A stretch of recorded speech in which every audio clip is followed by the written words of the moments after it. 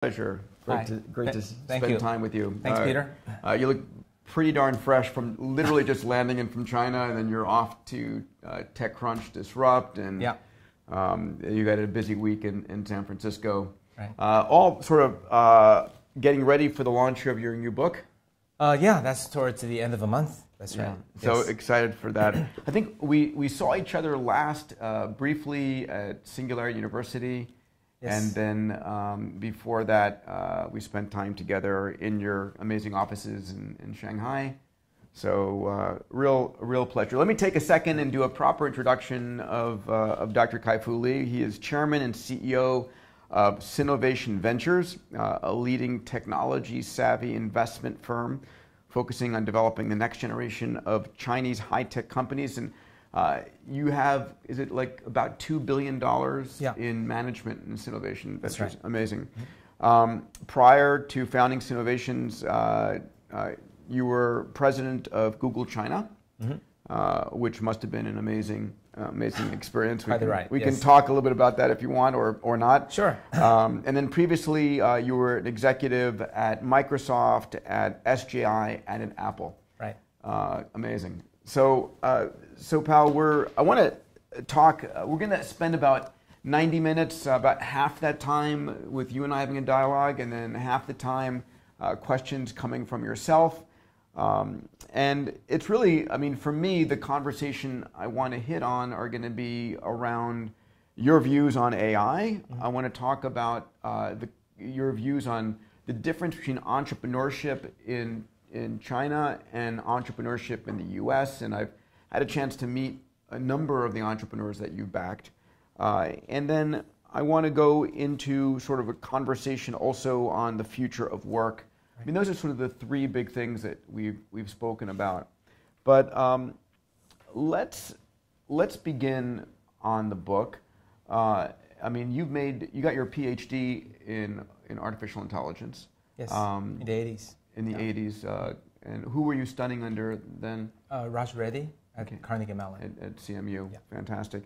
And you've made your career out of AI. And I mean, AI has been around for, what, 50 years, arguably, as a subject? Strictly speaking, 60 years. 60 years. Since 1956. Okay. And you've known Ray Kurzweil, who's also been with us. We'll be having a webinar with Ray very soon too. You guys have been friends for a while. Yeah, he's a great, amazing guy. Yeah, and I love those conversations. But so let's start. What led you to write this book now? Well, I felt there are a lot of myths and misunderstandings about AI. There is the how fast superintelligence will come about question. There is the AI so far away, I don't know what it is, I don't know when it'll come kind of question.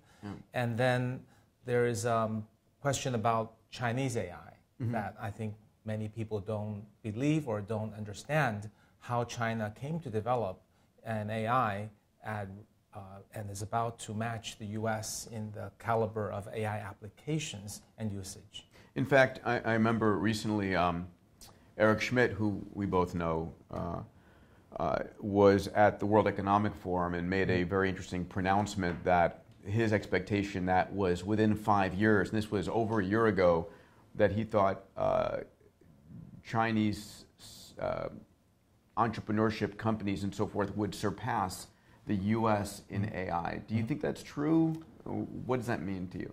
Well, I think it depends on how you measure. He was my former boss, but we didn't collaborate or discuss the subject. But I came to a similar conclusion, and I think his points are correct. But if we measure by market capitalization, one could argue China is already there. If one measures by real usage and value, probably 5 years is about right in applications, value created, types of algorithms used in products. And then if we discuss research, the quality of basic research, I don't think China is at all going to be ready in 5 years to surpass the US.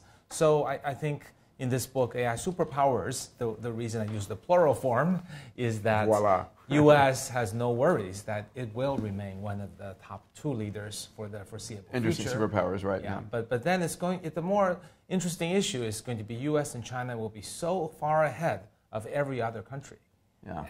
And I don't think people in the U.S. have ever experienced that, right? From the Wintel days to the Google, Netscape days, Yahoo days, U.S. has always been the singular tech power in the internet, mobile, AI, software space. Now they're suddenly emerged out of nowhere and equal power. So the world order is different from that sense. Interesting. So I want to dive into some of the specific questions, but a few general ones first. So again, your purpose in writing this book is to make people aware of that biopoly, if you would. Yes, the existence of two very powerful countries is, I think, the first point, that each has legitimately earned its place. And then I think the other important point is, what are the big issues that AI will bring about? And that I believe the future of work is the biggest issue. Yeah. And that whether it's the two superpowers or other countries or any individual, we should be aware that AI is becoming smarter, taking over more routine jobs. So the future of work, future of corporations, future of education, all of that will change in the next 15 years. Sure.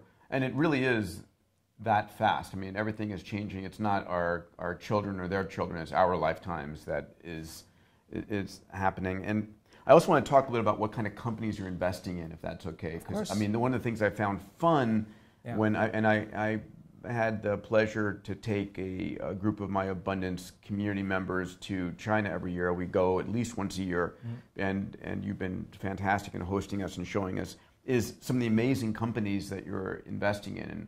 And how many unicorns have you had inside of Sinovation so far? It's been a number. Yeah, so we've funded 13 unicorns, actually 4 in artificial intelligence. So that's a substantial number, probably the largest. Yeah. So so let's go back to the beginning. If you were going to say, when did AI in China start to really accelerate? How long ago was this? It's hard to believe, but 2 years ago. 2 years ago? Yeah. That was so, whoa. Yeah. So you think that the deflection point, and I mean, because I would have said for America, I would have gone back to the earlier days of Google, maybe 10 years ago. Yeah. Would you agree with that? I would. And 2 years ago for China. So what happened 2 years ago that started this acceleration? Well, as I mentioned in the book, AI Superpowers, it was the match between AlphaGo and Lee Sedol. Not quite Ke Jie, the Chinese superstar, the Korean superstar. Yeah. That match, because Go was a game invented in China, the Chinese people take a lot of pride. And also, all the AI experts, including myself, have pronounced that it would take a long time, maybe decades, for AI to beat the human in Go. But AlphaGo proved us wrong by doing so 2 years ago. It woke people up. Woke people up and said, wow, this thing is amazing, and it's a lot faster than even the experts said. What if it's applied to other areas like banking and health and education? And that really drove, because everything in China moves so quickly. So much capital suddenly moved to fund AI. Every traditional company wants to learn about AI, and every internet company embraced AI. And also with a large market of users, it really took off in the last 2 years to a point where arguably there's a little bit of a bubble right now. Yeah. Of course, we as Sinovation Ventures, we started investing 4 years ago. Sure. Because we saw this coming. But we really didn't see the speed explosion that happened last 2 years. Fascinating. And so the capital that's going into these AI startups, would you say it's all private? How much is public? How much is government investments in labs and such? At this point, I think it's probably over 90% private. Yeah. To be sure, there's a lot of government funding that's going through. The government rarely invests directly in technology companies because no government's very good at picking the winners. Sure.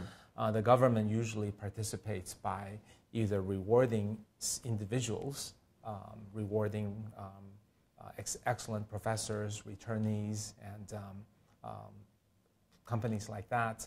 And also government invests in funds, which will then the funds will invest in the AI companies. But the main thing about Chinese government is, I think, most people think about the dollars as to what makes the Chinese government helping the Chinese companies. But actually, that's not the main thing. Yep. I think the main thing is the techno-utilitarian approach the Chinese government takes. That is, don't debate ad infinitum about the technology, just let it launch. And then if issues come up, tweak the laws. That's very different philosophy. I'm not saying it's right or wrong. It's just what is done. And that causes technology adoption to be faster and iterated. The other thing is infrastructure building. The Chinese government is building highways and cities that will help autonomous vehicles be safer. Yeah. So that kind of mega spending, I think, on infrastructure, not on the funding of the companies, is what makes China kind of a unique place that can accelerate AI. Amazing. So in the book, you talk about the 4 waves of AI. Right. Let's take 1 second and describe those, if you would, for our viewers here. Sure. So if we look at we go to a couple of slides. yeah, here. just one slide for this. Yeah. It's easier to visualize. As you said, the internet AI was the first wave. These are really the same set of algorithms that underlie all 4 waves, centered around machine learning, in particular deep learning. These technologies that were advanced between 5 and 10 years ago are now finding applications everywhere because the technologies are generally applicable with some expertise involved to power a Google search and all the way to an autonomous vehicle. So if we think about application areas, I think they will come at different times. The earliest ones to hit are the internet applications. And the reason behind that is machine learning works by taking huge amount of data and with not much human intervention other than tagging the outcome. That is, you don't, if you want to build a application to give out loans, you don't have to teach it what specifically is important, income, address, or rental cost and things like that. You just feed all the information you can legally get on each person and tell it this person actually borrowed money and returned it. This person borrowed money and defaulted. And you give it huge amounts of data, and then the system decides what are the important features for it to look at. And this is basically neural nets and deep learning. Exactly, exactly. And then, of course, some human guidance is okay, but most of us would think we want to go in and program exactly how to give the loan. But actually, the more data and less programming actually makes it better. So that makes it a magical black box that works so much better when you have more data. And coming back to our 4 waves, the first wave, not surprisingly, is the internet wave. Because where else do we have more data, right? The internet. All the clicks you have on Amazon or the Chinese Tencent or Alibaba or Google or Facebook, every click you make is showing some intention and showing some satisfaction, purchase, or something that causes the website to know more about you. Amazon would know what things you're inclined to buy, and therefore what things people like you are inclined to buy, and so on. So they can optimize the engine to either improve the user experience, increase the usage rate, the usage time, or to maximize their profit. So that ability in that deep learning black box enabled a lot of internet companies to make a lot of money because they now had a magic knob that allowed them to say, well, today we're going to make Amazon users more sticky, stay longer. Well, now we need to monetize them better. So it's almost like having a magic knob over your business. And that's why the current giants of AI are all internet companies. Sure. Facebook, Google, Amazon, Microsoft, and Baidu, Alibaba, Tencent. These are the 7 giants. Now, of course, any new internet company that's got 1 million daily active users, the Snapchat or the Pinduoduo from China, they'll be able to use AI too. So this will go on for the internet wave.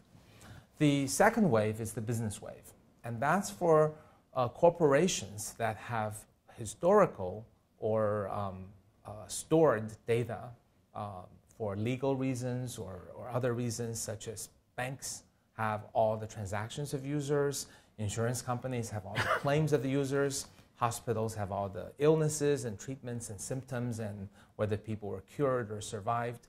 They have those records, and those records can now be brought to bear and teach the machine learning system to perform the historical business process functions, such as banks giving out loans, or deciding if a credit card use might be fraudulent, or hospitals coming up with ways of treatment, insurance companies deciding if claims are legitimate.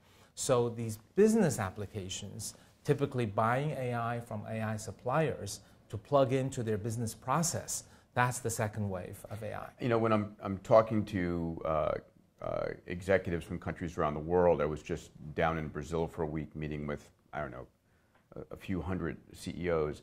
And one of the things that none of them truly realize is that their data that they have resident is an asset that they're not counting on their books. Right.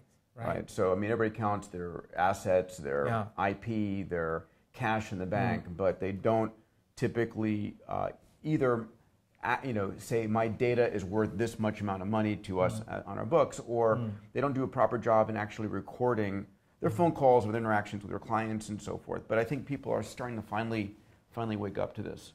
You're exactly right. This is a danger and a liability that traditional companies view the data repositories as a cost center. Yeah, instead of a profit center, right? Yeah, so the people managing them are, how do we save money? How do we back up the data, put them on cheaper storage, as opposed to how do we actively use it to make money and save money for the companies?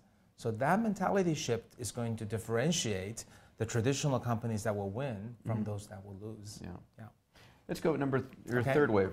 Yeah, so the first two waves are with big data that already exists in some format. The third wave is very interesting. I call it perception AI. So you can think about it as digitizing the physical world, collecting information in our world that were transient, sounds, vision, scenes that really just go before our eyes, literally speaking, and we lose them. But now with perceptual AI, we can hear them and remember them, see them and remember them, and use them to trigger applications that were not before possible. So number 1 and 2 are doing things we could do before, but doing them better, saving money, making money. The third wave is listening and watching like we could never do before. For example, watching in a store so that people could autonomously pay for what they put Amazon Go. Amazon Go. Yeah. Right. And then listening to talking to your Amazon Alexa, Echo, and that speech gets stored along with the user intention. By the way, is there an analogy for Amazon Go and Alexa already throughout China deployed? Yes. Or did it start there first and Amazon copied it? No. In these two cases, we can come back to Chinese entrepreneurism. We will, yes. They are doing some brand new things, excitingly, differently from US. But in these two cases, Amazon was the first. Yeah. And then the Chinese company said, let's adopt it in a different way. So I think the Chinese Alexa equivalents are getting to a lot of places. And in fact, the prices are much lower than Alexa. And the computer vision, however, I think the Chinese started earlier. The autonomous store, the Amazon started as a concept, but I think Chinese companies are launching it much faster. Yeah. So we've invested in a company called F5 Future Store that is doing autonomous fast food. So basically you go in, recognize your face, place your order, then it makes your noodles for you. You can eat there. And then we've invested in another company that is helping the grocery chain called Yonghui gradually autonomous enable their stores, starting with sales forecast, automatically using computer vision to count inventory, moving to customer tracking, online, offline integration, and then eventually to automatic checkout by computer vision. So we can see... Yeah, to summarize then, wave three yeah. is, again, generating the data through perception, through sensors. Through sensors, not only cameras, microphones, but also heat sensing, motion sensing, depth sensing, 3D reconstruction, LiDARs, all kinds of sensing that allows a computer to basically understand what's happening in an environment, whether it's our face, our emotion, a car, a license plate, someone with intent to purchase, with the actual purchase. So all that becomes captured, making the operation, business entity, offline as smart as the ones online.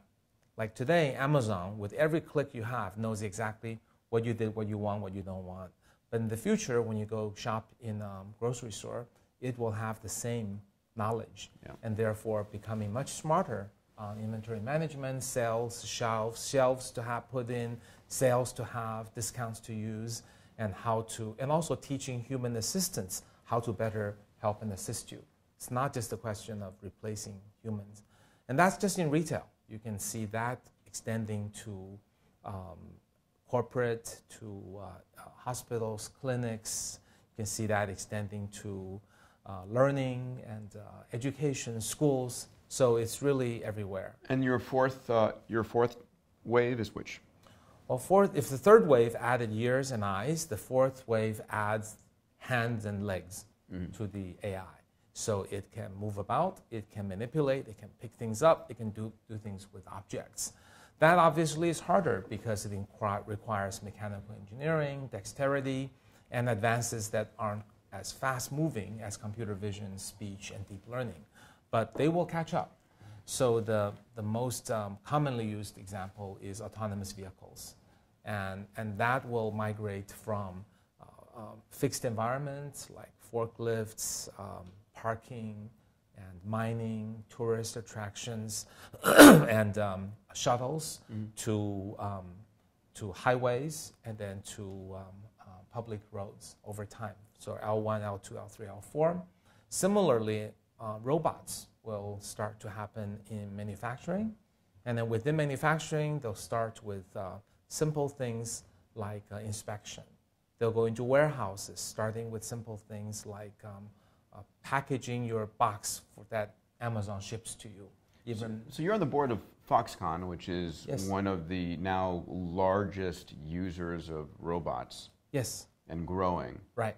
But when I think about robots, I think about what our friend Mark Raybert at Boston Dynamics is doing, which is some of the most extraordinary, at least visually extraordinary robots. Is there who's leading the construction of robots in China these days?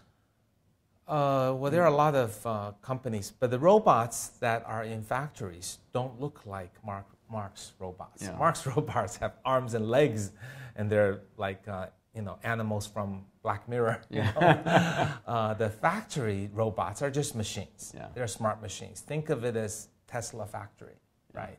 Tesla factory, in fact, uses robots from KUKA, which is now a subsidiary of the Chinese company Medea. Okay. So I think a lot of the leaders in the mechanical aspects are still in Germany and Japan. But through acquisition and partnership, China is growing in that space. Within Foxconn, we're starting more with the inspection aspects, which are more straightforward. And also, I think within manufacturing, having robotics take care of industries that are slow-moving was more suitable than fast-moving. What I mean by that is bicycles haven't changed for a long time. Yeah. Air conditioners haven't changed that much. So robots can be built to do the one thing that's needed to build them. But phones change all the time. Yeah. So humans can change as phones make small changes. Interesting. But takes longer for manufacturing. That's a fascinating idea. One question that's asked of me, and I want to hear your answer so I can become smarter, is when you look at the 7 tech giants in the AI world, is it a winner-take-all? In other words, at some point, their advantage over someone coming in is so much greater in terms of their intellectual, their data sets, their computational power. Yeah. Would you ever see, is this a runaway success? What are your thoughts? I think it's a great dividend for them and great expansion opportunities because in the consumer space, internet space, app space, these 7 giants have more data than anyone else, and it's easier for them to extend into new spaces that are contiguous and can leverage their strength. However, as we look at these 4 waves, it's unclear whether these 7 giants have an advantage in healthcare or in insurance or in schools or in retail or in factories or in autonomous vehicles.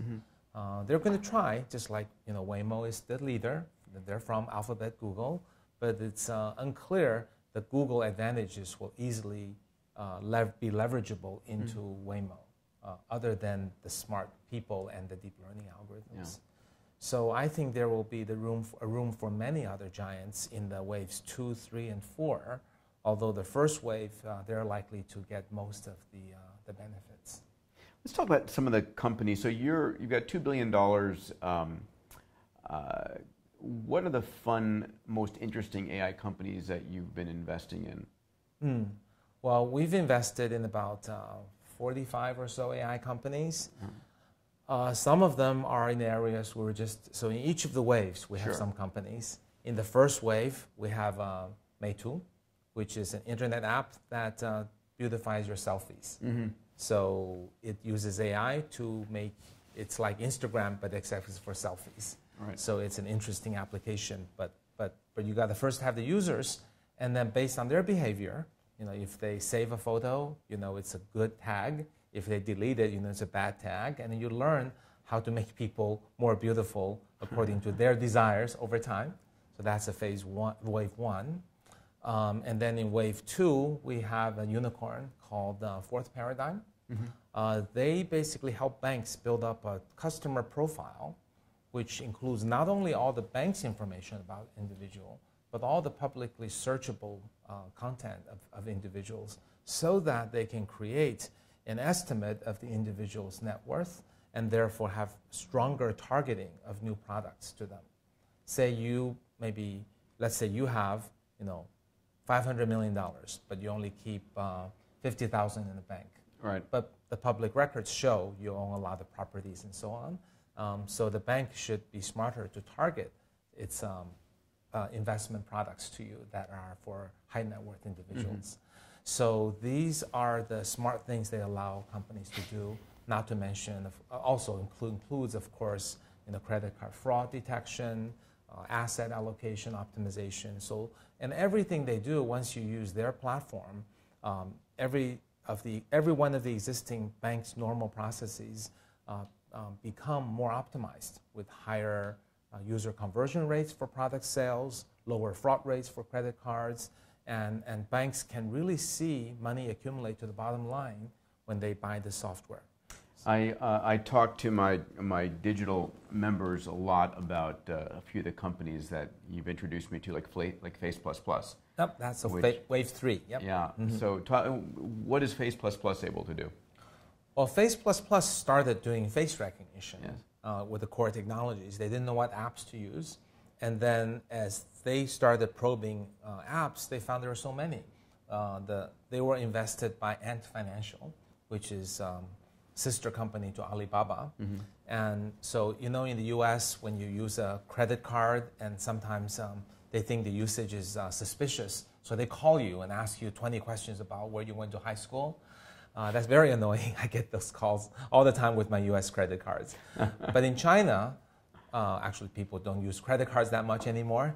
They use Alipay, for example. Sure. And then they use Alipay and they look suspicious. Instead of calling and asking all these annoying questions, they just said, look at the camera and open your mouth, make a smile, go to the left side, smile again.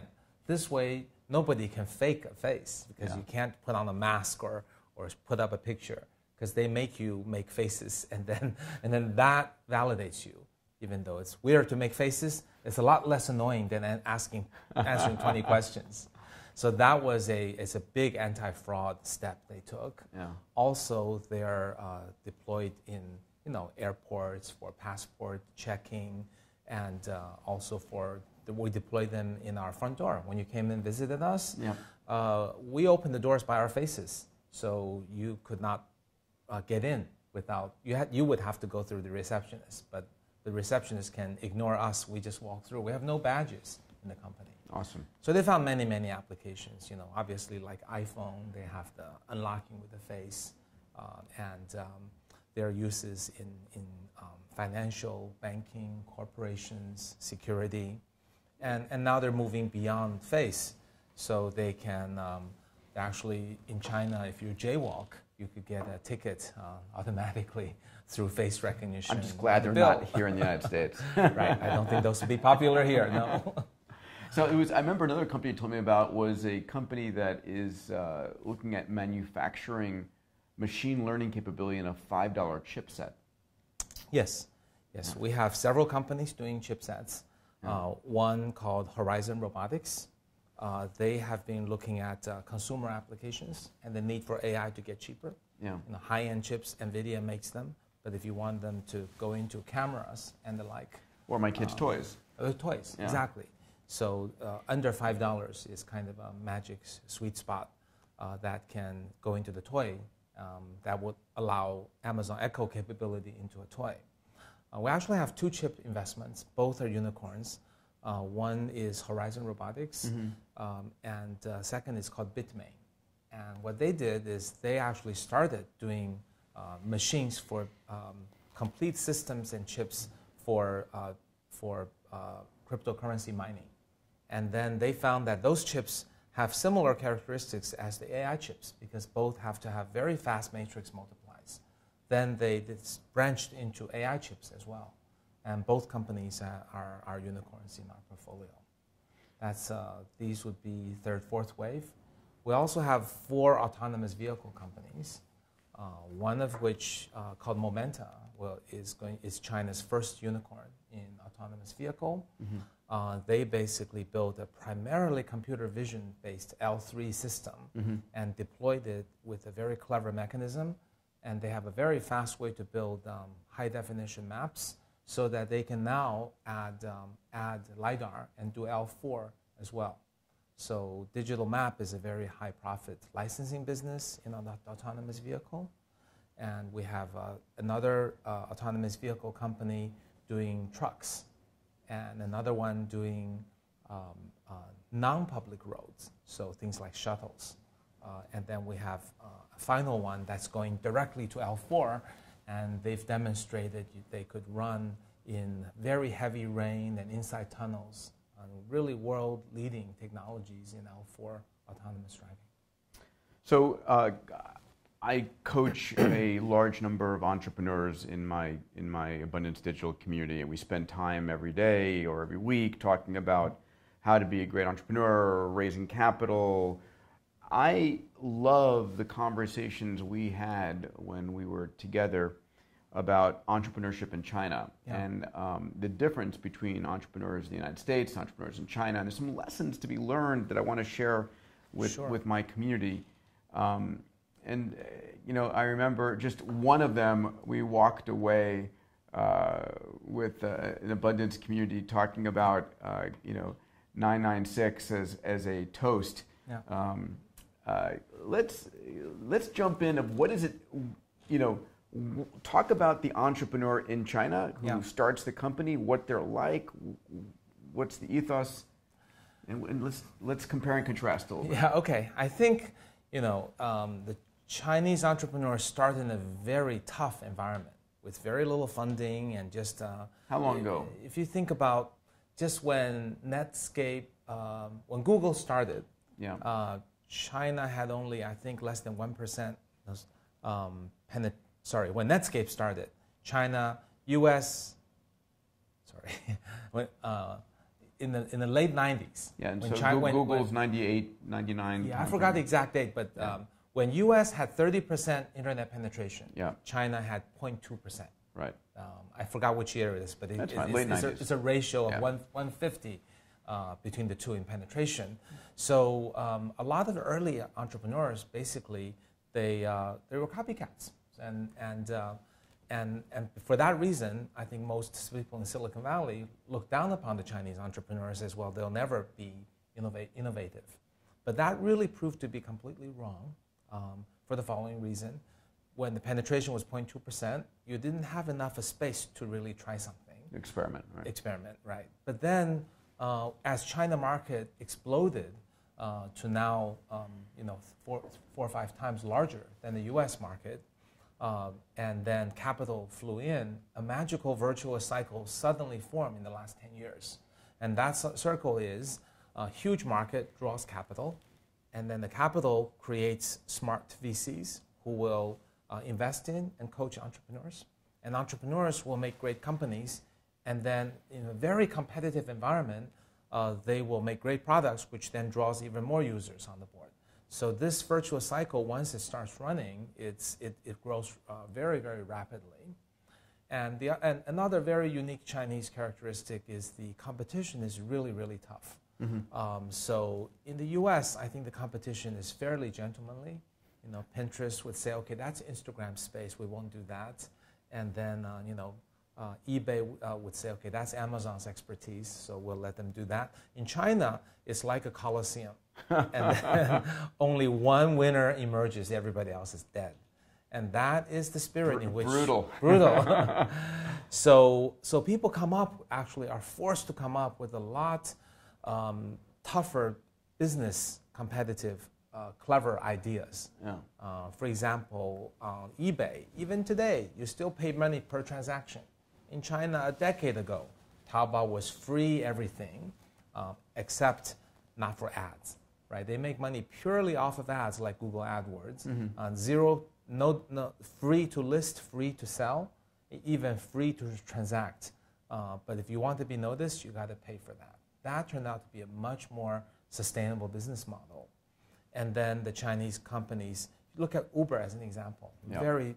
Originally a very smart company and with very good technologies, but a very thin layer of matching drivers and riders.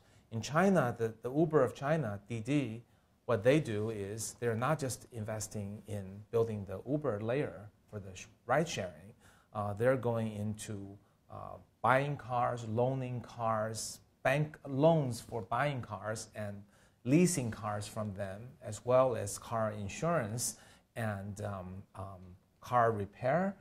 Much deeper into the stack, into the financial stack. And gas stations. Yeah. So now suddenly when you're a Didi driver, you get all the benefits and they leverage off each other and get better services and also you can't lie about your traffic accidents because you're in the repair shop.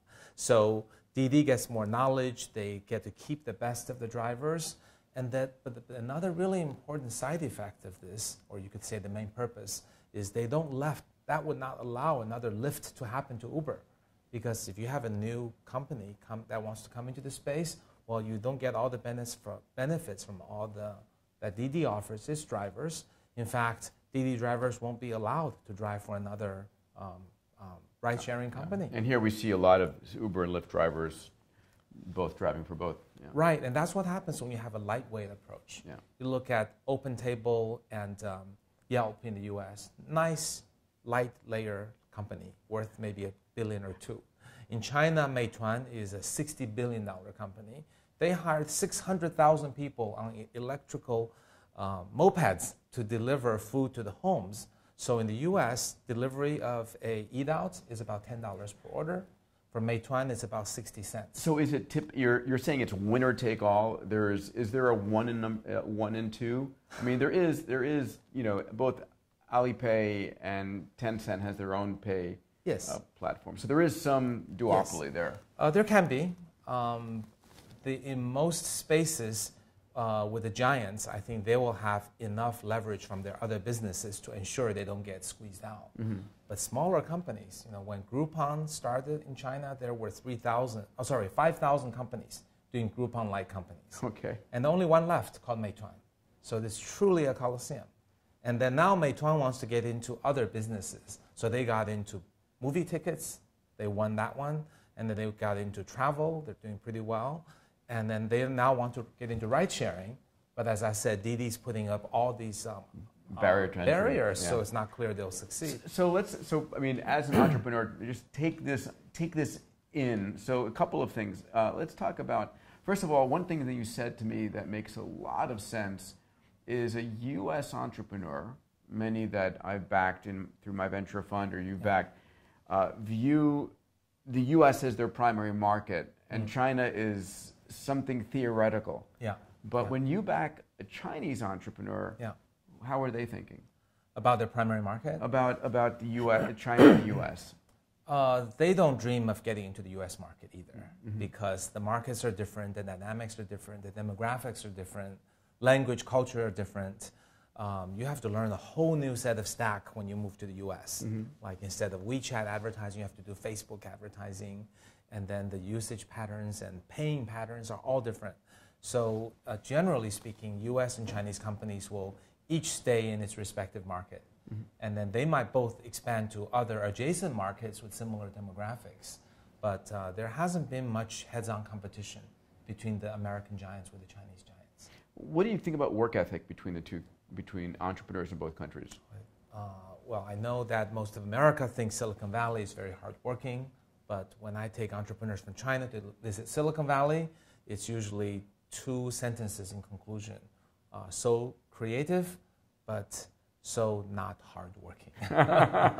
In China, a company that just went public recently, used to be a startup, used to advertise, come work for us, you can get work-life balance. We only need you to put in 996. Yes. That's 9 a.m. to 9 p.m. 6 days a week. And that's considered work-life balance, light week. Yes. Many startups are 9-12-7, 9-9-7. I'm not so advocating 9 a.m. that, to midnight, 7 days a week. I mean, people live to work. Yeah. That is both a great thing for the entrepreneurial growth and a very worrisome thing when we think about the future of work. I mean, I did find that, so a couple of the things that I found in our conversations in China that really woke me up. The first was the work ethic is a order of magnitude against traditional U.S. work ethics. But the second thing was the CEO in a Chinese entrepreneurial company really dominates. There's none of this opinions of the workforce. Can you talk about that a little bit? Yeah, and I think this may be cultural. It is cultural, but still. But also maybe based on what has worked and hasn't worked. Yeah. A lot of Silicon Valley companies' greatness comes from having multiple founders who have different expertise and roughly equal shares of the company or similar shares. In China, usually one person dominated both the decisions and the shares, and the company looked up to that individual for its vision, for when it's in difficulty to cheer people up and to make tough decisions about competition, new markets, and strategy. That made the Chinese companies more efficient, but obviously less ability to bring into bear lots of different ideas from all the people and build consensus. Because I remember in some of our conversations, you described that when the CEO said, we're going that way, there was no question. No. The organization got up and marched in that direction. Yes, that's right. Yeah. Although the best CEOs are ones who will listen to people for their input and then make the decision, and knowing that the responsibility lies in him or her, but not feel like he or she needed no input. The other thing is, in the modern days with internet-related business, a lot of decisions are data-driven. So if there's data to help guide the decision, they don't tend to be wrong compared to just subjective decision-making. Any other lessons that you think U.S. entrepreneurs can learn from Chinese entrepreneurs that haven't been shared, really? I think work ethic is one that's most striking, but I actually don't think that's the primary issue. I think the Silicon Valley entrepreneurs like really lightweight technical layers that lead to massive profits and don't want to do really ugly, dirty, sweaty work like managing 600,000 people on mopeds. But if you really want to build an impregnable business model, you probably have to dig deep, do the tough work. There are obviously American companies that do that. Amazon is a great example. And I think there's something to be said beyond the lightweight magic wand, 10 engineers make $1 billion kind of fairy tale stories.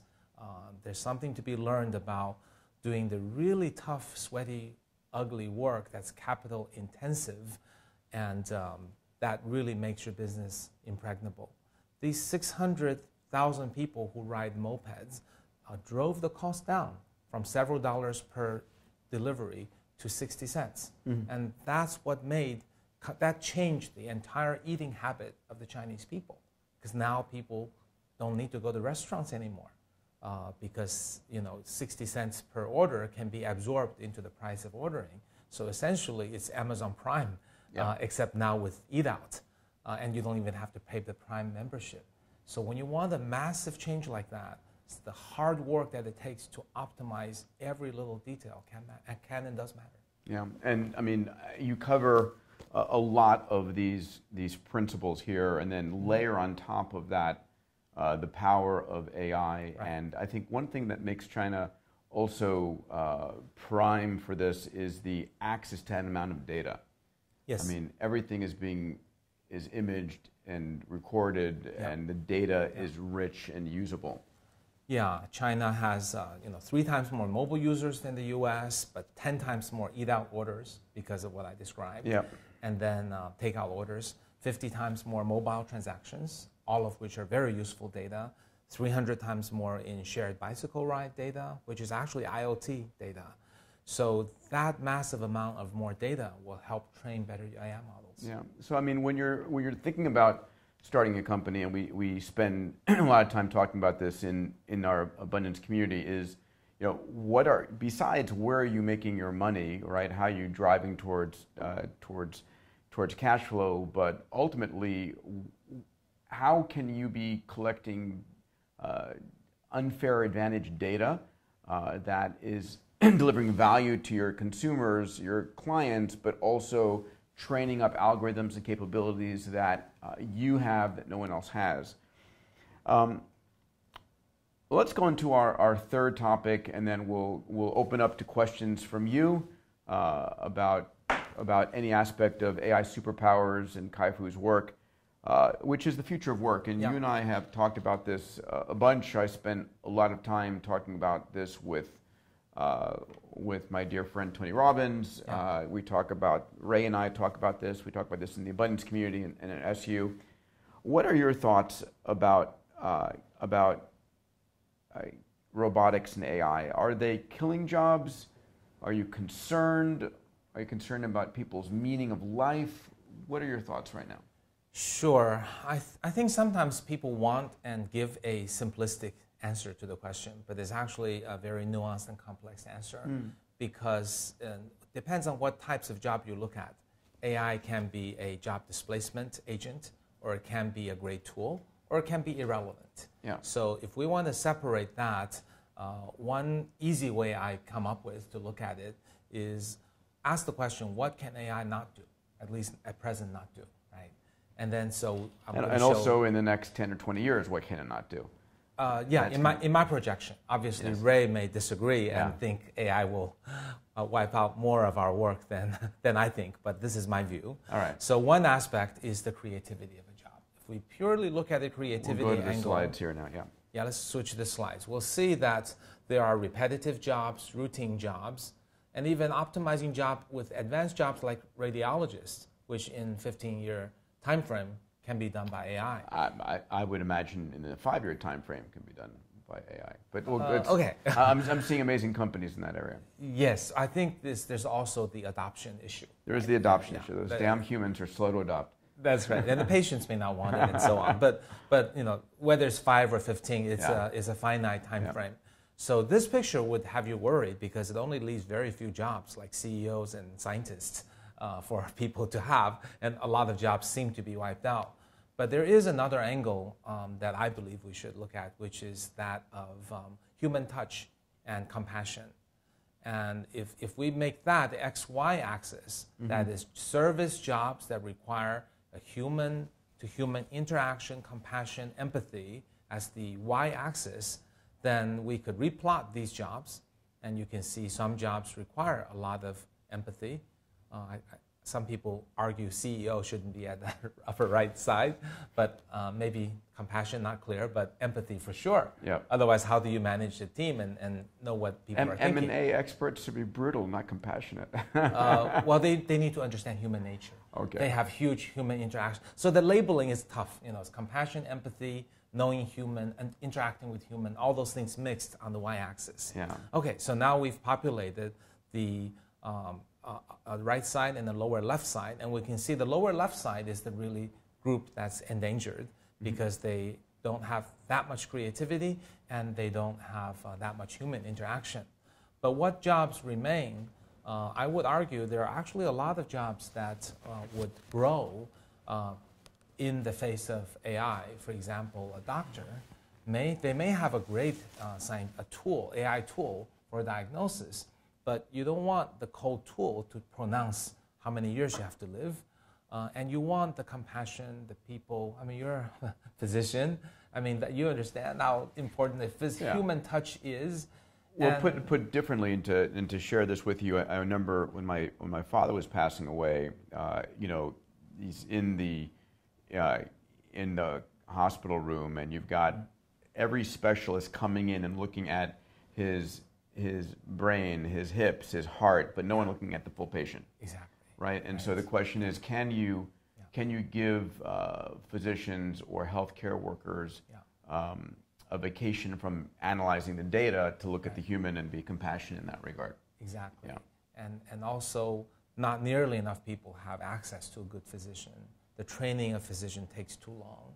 So with AI, I think we can train a lot more, you can call it compassionate caretakers, who have medical knowledge, who might be somewhere between a nurse practitioner and a doctor today, and we can help all the poorer regions and countries, and you can visit patients at home, take care of elderly people, and there can be 10 times more doctors than today.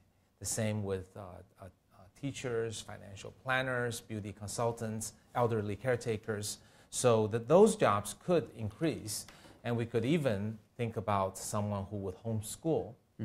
And that could be a profession. Why should we not let that happen and have its compensation? Elderly companion, not just to cure someone but to talk to them. And older people don't want robots to talk to. So hotline specialists, there'll be a lot of social workers needed for the people who are displaced by AI. So my point with this chart is, if we want to think about the 4 quadrants, there's really the lower left side, which is basically going to be replaced by AI. People in those jobs should think about retraining. There are the jobs on the lower right side, which are the scientists, researchers, and people who invent new drugs, and people who write novels. They will use AI as tools to amplify their creativity, but mostly it's their genius. On the upper left side are the AI analytical engines wrapped around with human warmth, like the teachers and doctor example. And then the upper right side is largely still human, occasionally using AI as tools. So I think we need to recognize that depending on which type of a job, there is potentially a different outcome.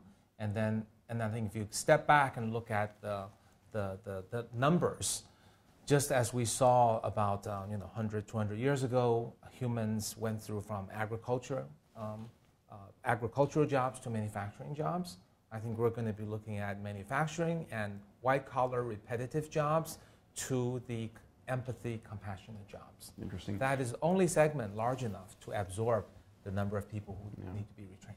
And by the way, as you guys know, and as I talk about this and teach this, that the world's biggest problems, the world's biggest business opportunities, creating businesses around how do you retrain individuals and how do you make them AI literate and how do you really create that partnership is a huge opportunity for the future. Oh, definitely. Yeah. Yes. So I have a quick question here. So Ray projects human-level AI by 2029, and he's made that projection and he's sticking with it. Do you want to comment on that? Sure. He and I had a dialogue at your university about that. Yeah. I'm not so optimistic that will happen. I feel that we don't have the engineering milestones that are known for that to happen. Certainly, it is possible. It is plausible. But if we look at how many breakthroughs do we need for that to happen, I would argue perhaps at least a dozen breakthroughs. Breakthroughs about common sense reasoning, breakthroughs about multi-domain planning, ability to conceptualize, and then also self-awareness, emotion, those are all parts of our human capability compared to deep learning, which, while it's very accurate, it's just a pattern recognizer. So going from this super pattern recognizer to this all-encompassing capability, if it requires 12 breakthroughs, if we go back and say, how many breakthroughs have we had in the last 6 years of AI, I would argue we've only had one. That is deep learning. So if we need a dozen more, we had one in 60 years. So if we want to have a dozen in the next, 11 years? Yeah. I think it'll be, we'll need to see some momentum before I start to But you have accept. to admit the amount of capital going into AI now Yes. is growing by orders of magnitude. You've got Masa-san from SoftBank committing, hundreds of billions of dollars in robotics and AI. Yes. So you guys are going to find out, right? 11 years from now is not too long. That's I think right. 11 years back was 2007, just before the financial recession. It's going to be a fun adventure ahead. We'll see. We will see. So AI Superpowers, by the way, is coming out when? September 25th. September 25th. So commend this to everybody. I mean, it's beautifully well written and with great story, and it's something you can consume over a weekend. And just, at the end of the day, if you're technically excited about the world, and if you get the idea that China is truly going from deceptive to disruptive, and AI is at the knee of the curve in terms of as a tool for an entrepreneur, and it's entering every single industry. There's not a single industry it's not going to be entering. Understanding how fast it's coming and where it's going, I think is fundamental. You can't ignore that. The other thing, by the way, is it's not a linear progression. It really is growing exponentially, and it's hard to think in that fashion.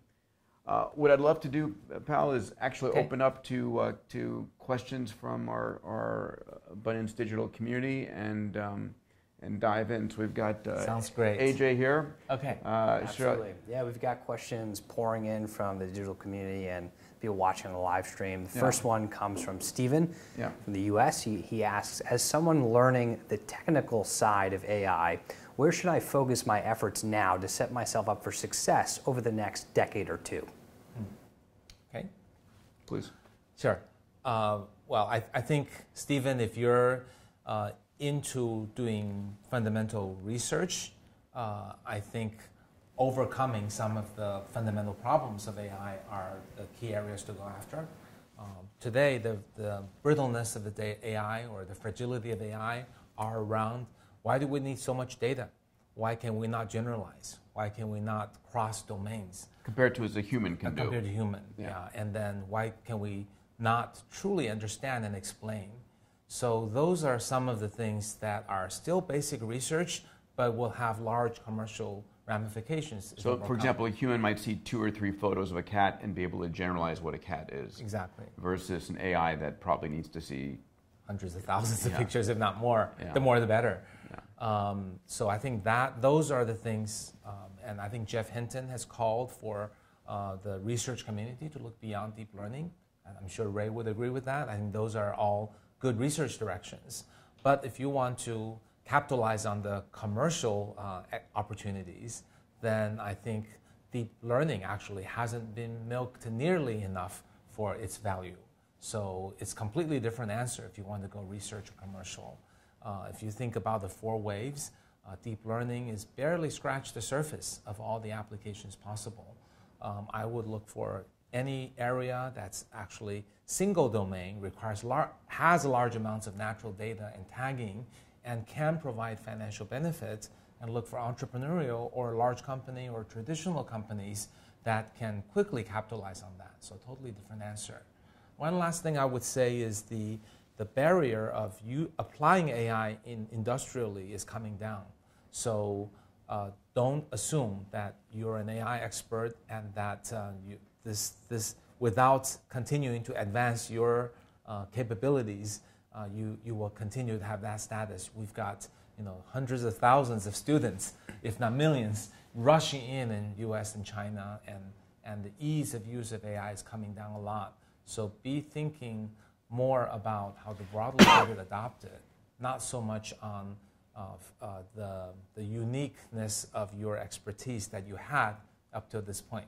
But we're now in the era of implementation of AI in the industrial sense. Yeah, I would add the notion that that the number of students learning from everything from classically at the top universities in China and the United States, but also from massive online like MOOCs like Udacity is exploding.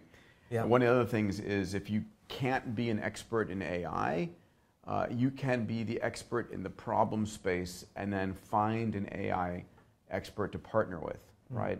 Just the middleman's going to get destroyed in all of these processes, but if you understand the fundamental problems of a field or are great at deploying machine learning, deep learning, that's where the great partnerships are coming out of. Right.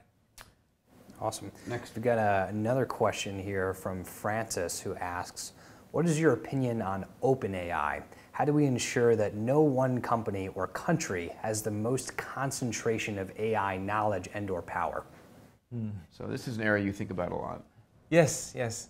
Well, the AI community turns out to be a very open and sharing one. Actually, went all the way back to my thesis in the 80s.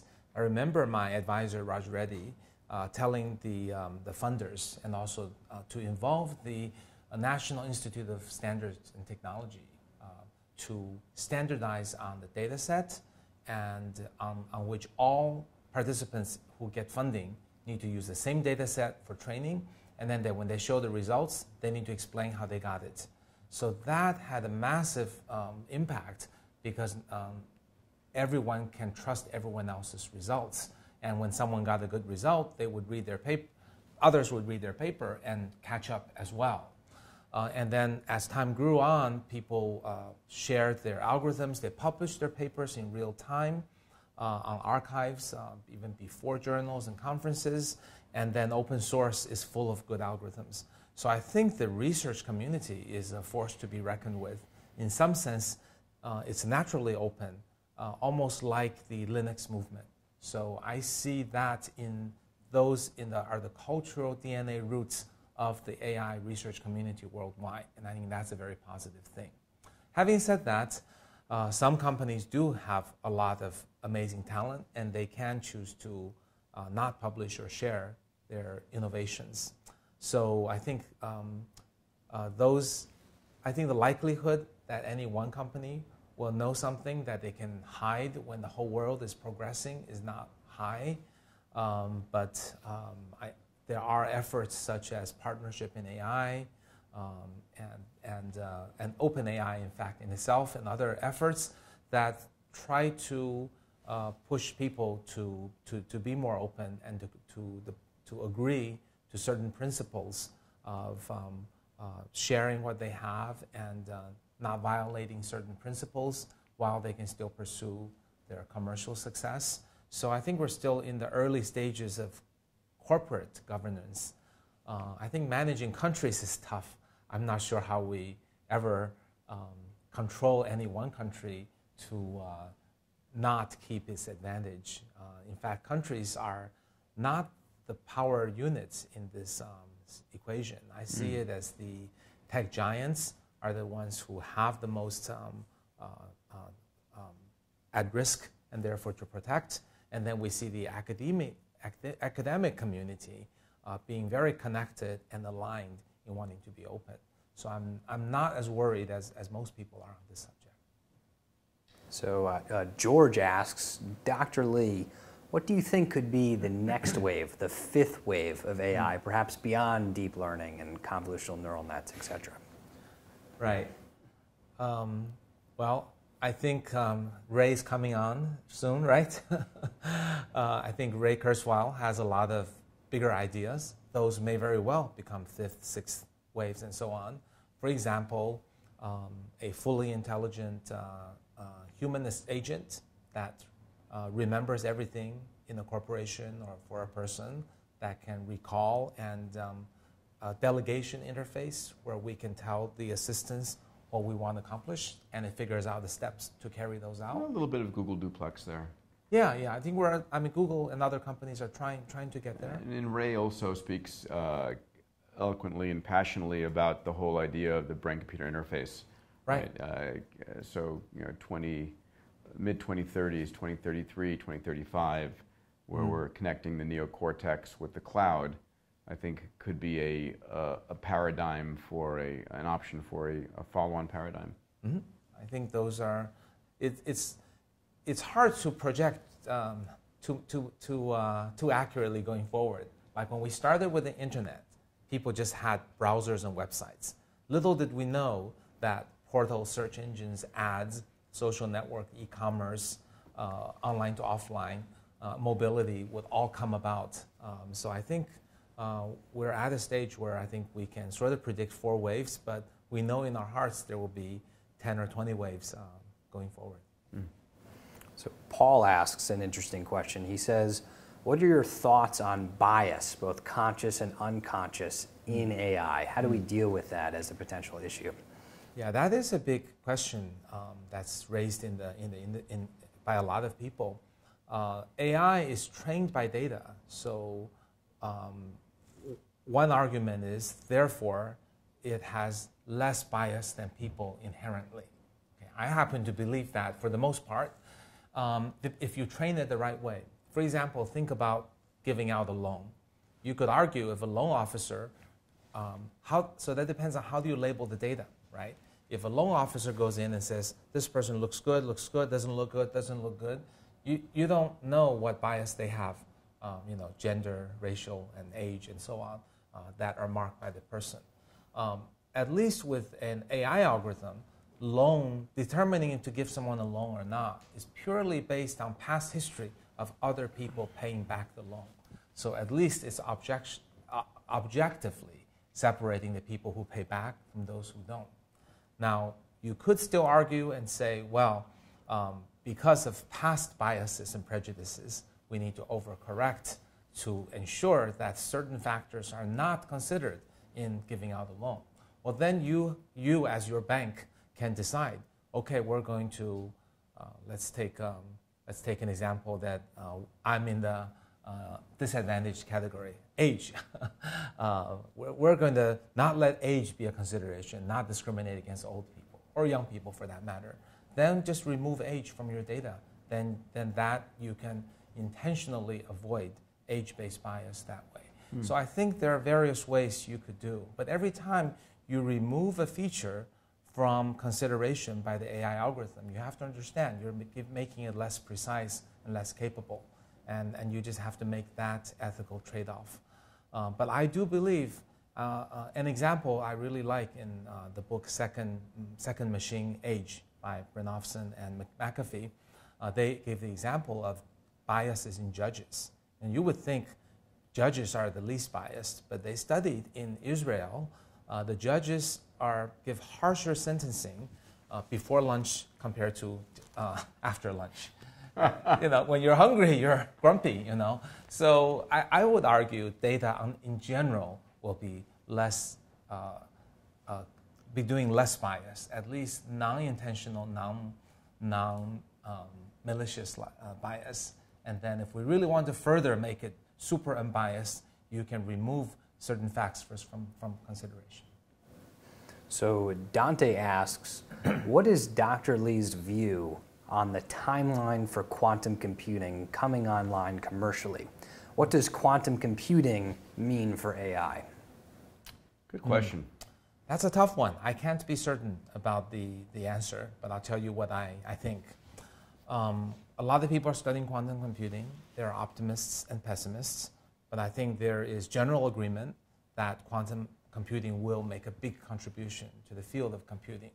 The question is whether it's targeted in specific applications, such as security, or is it more broad, such as AI, or is it even broader that it could bring about AGI because it's so much more powerful. I think at this point I would tend to be a little conservative, and based on what I see and understand, I think for certain computations it will bring about some big breakthrough level changes. But I would be hesitant to jump to the conclusion that it would enable artificial general intelligence or dramatically change the field of AI. But it's an area that people publish, and we see results, and then based on progress, I and others will update our projections.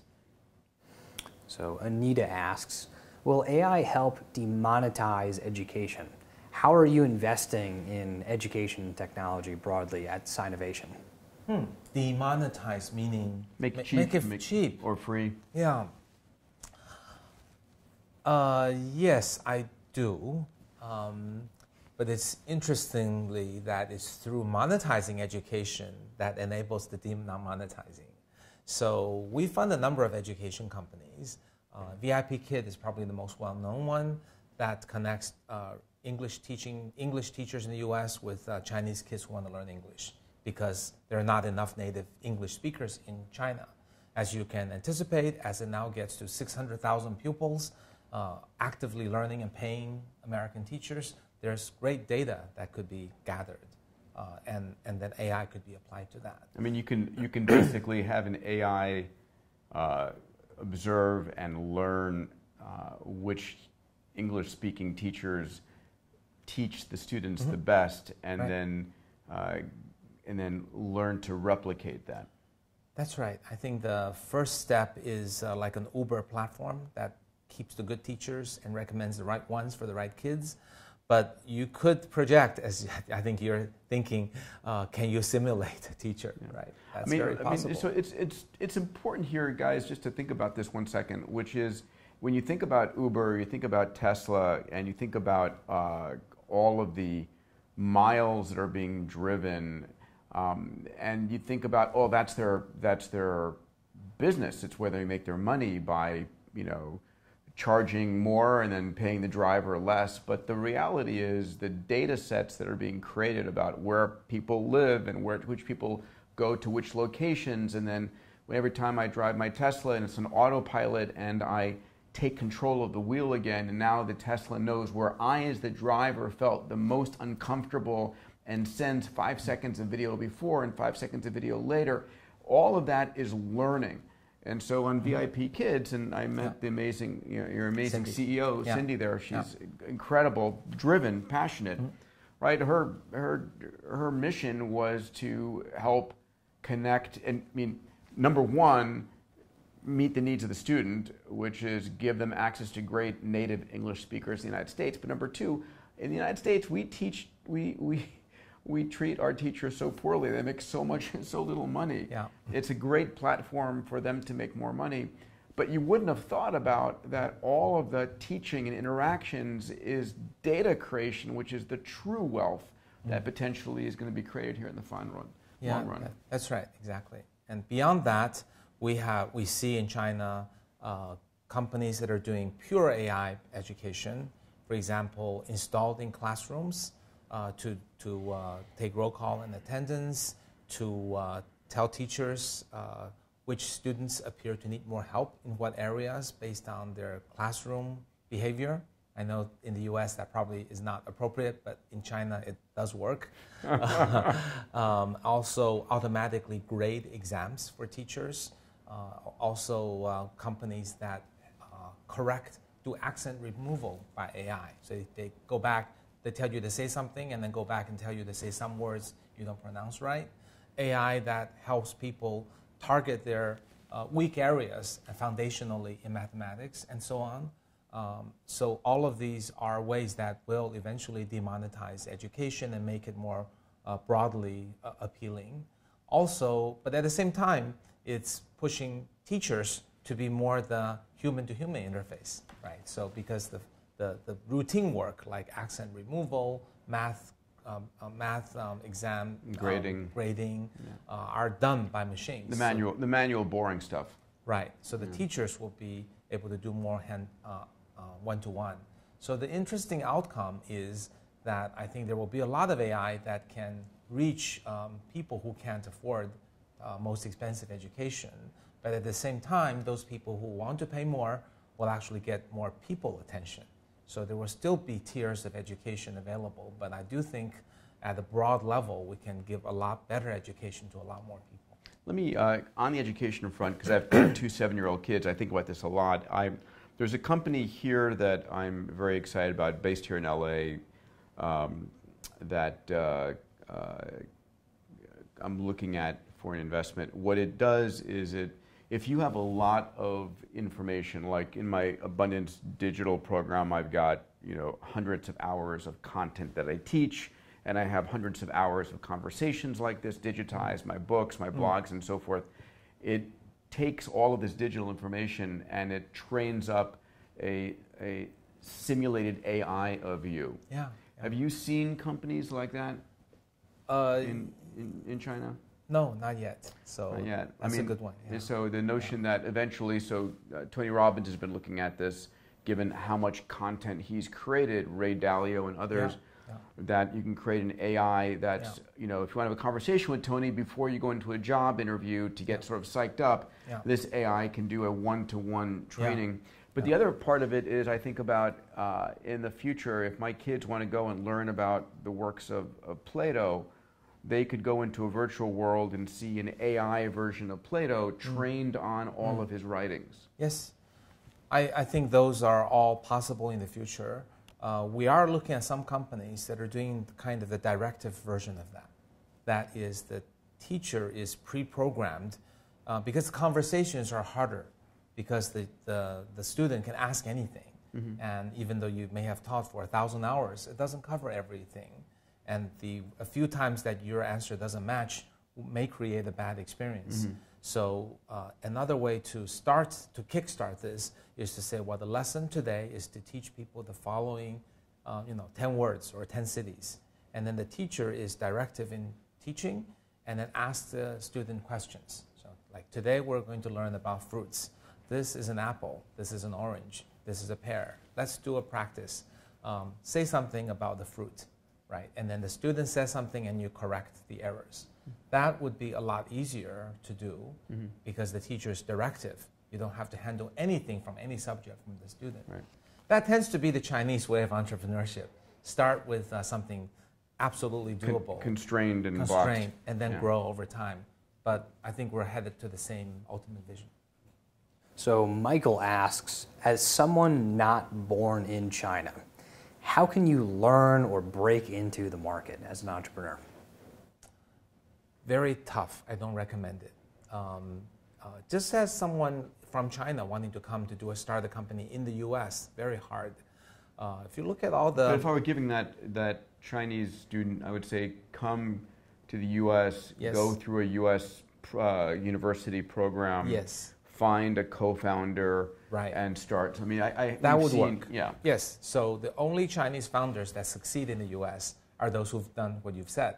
So the converse is true. If you really want to be committed to China, go over there, study, find a co-founder. Those are the ways to go. But if you've already founded a company that has very core, non-culture dependent technologies, you could look at the partnership at the company level. Like if you develop the greatest, avatar making technology that can create what Peter talked about in the teacher, then license that technology to a company in China and either get royalties or shares in a joint venture and let someone else there run it. Because as I said in my book, in AI Superpowers, US and China are almost parallel universes. To be able to travel between parallel universes is very tough. But to license your technology to someone in another universe, that is the simplest way. You need a starship like the Enterprise and dilithium crystals, and it just gets difficult. Yes. I mean, have there been any good examples of U.S. companies that have gone into China and established themselves as a leader in the industry? Well, Apple is a great example. But it's got, so the iPhone is still the phone of the wealthiest in China. Yes. And did it do that because of the relationship with Foxconn, or just was a better product? No, it was just a better product. So if you can be Apple, you've got a shot. Microsoft is pretty solid in China, as are Oracle, SAP, IBM. So if you've got something to offer that's not available in China, that's possible. But in the consumer internet space, it's really hard to name even one company. Interesting. So Matt asks, how do you guys feel about universal basic income, and how will humans find meaning in a jobless economy? Okay. I cover this in AI Superpowers as well. I'm not a big fan of universal basic income. I think it's a noble idea that once we make all this money that replaces all the jobs, then we should tax the rich and give people money. I think that general direction is okay, but who do you give it to, and what do you give it for? Universal basic income assumes a peanut buttering of money to all the people equally, to the needy and the non-needy, and I think that's too extravagant because $10,000 to each person in the U.S. that's $3 trillion a year. How are we going to tax that much money? But beyond that, there's the issue of when you give someone money in this kind of a huge job transition, I think with it comes the responsibility of helping to guide the person to a new career. So the money could be applied much better to people who are retraining for a job that isn't replaceable by AI, or providing elderly care, volunteering, homeschooling. So incentives towards that, I think, would sort of incent the behavior. But also, I think, as the person who asked the question mentioned, the meaning is very important, right? Too many people believe work is the meaning of their lives. And as long as, obviously in a long time that could shift, but for the next 30 years, we're stuck with that.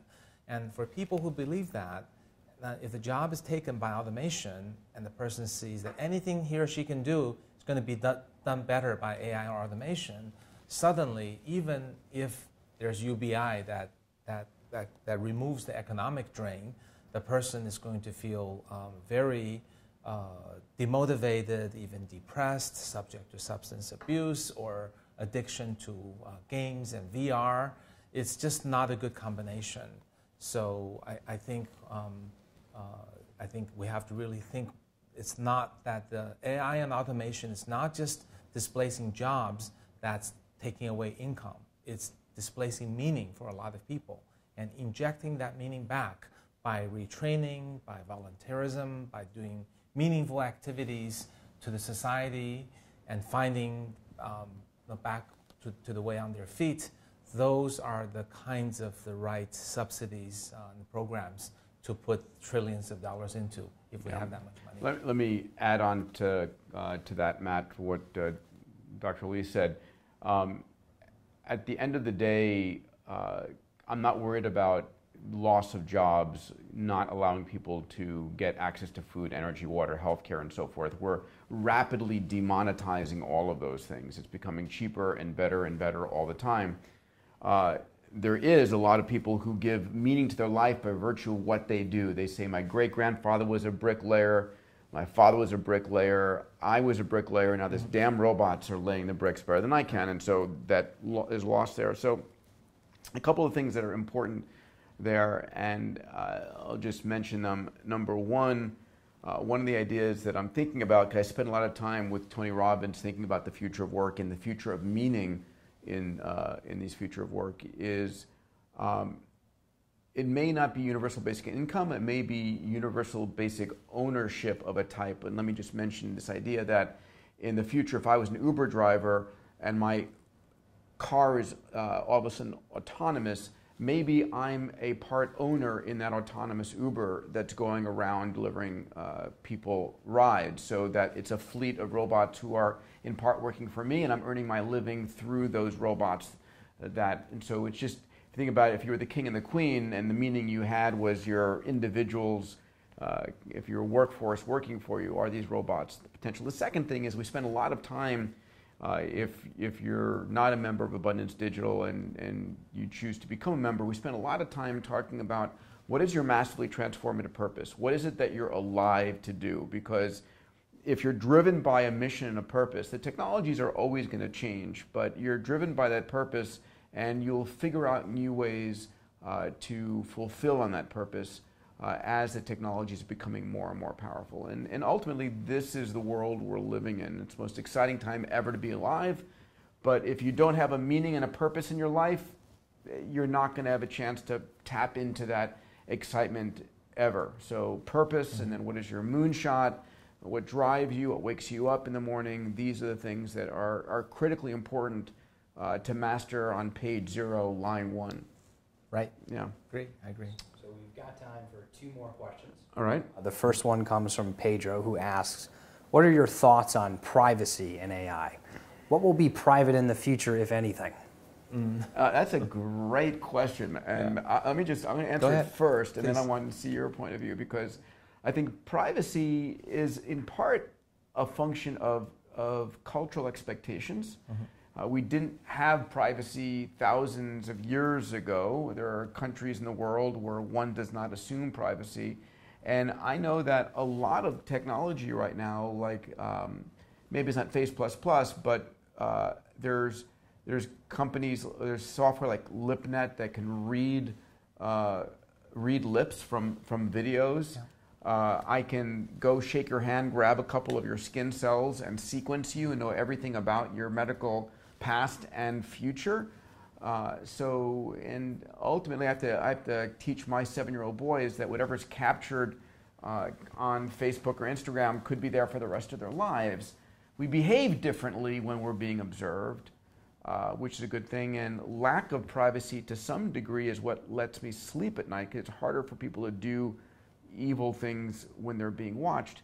My point of view is, what's the perceived point of view, if you're willing and able to say, in China, and from an AI world expert, how do you see this? Yeah, I think sometimes when people talk privacy, they want to just keep everything they want their cake and eat it too. You can't have the conveniences of Facebook and Amazon if you don't give them any of your data. So I think it is reasonable for there to be a protocol and regulations on what data you can permit them to capture or not. And I think Europe's GDPR is Europe's version of that. My guess is US will have a looser version of that. My guess is China will have an even looser version of that, but there should be something. And then there is the selling of your data for things that you didn't intend to authorize, such as Facebook to Cambridge Analytica. Yeah. And I think those things ought to be taken even more seriously, because that is clearly transgressing on whatever authority or licensing we gave to Facebook. And in fact, China takes that very seriously. Selling or giving away data by one company to another about its users is actually considered criminal and subject to imprisonment. And I think that's something to also consider, maybe taking a more harsher way to avoid that from happening. Fantastic. One last question, and this is actually one that is beyond technology, is much more human in nature. Amir asks, how did you, Kai-Fu, overcome cancer? What life lessons did you learn being so close to death? Well, I was a workaholic. I attached my life meaning to work. And I think the most important lesson I learned from cancer was that this was wrong. And that when I faced death that could be months away, I found that I had no desire to work at all. That all of the things that meant everything to me all of a sudden meant nothing. And what was important were the people I love, and to be around them, to give love to them, and recognize in the past that I had failed to do that.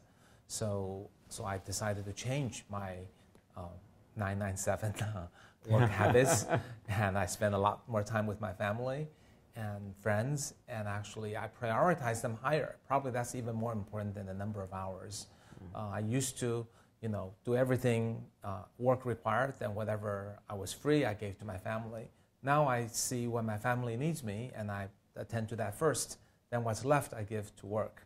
Of course, my family is understanding. They don't demand 6 days a week. My wife, there's anniversary, birthday, and so on. And when she needs help, when the kids are home on vacation, I actually take off for them, regardless of what's happening at work.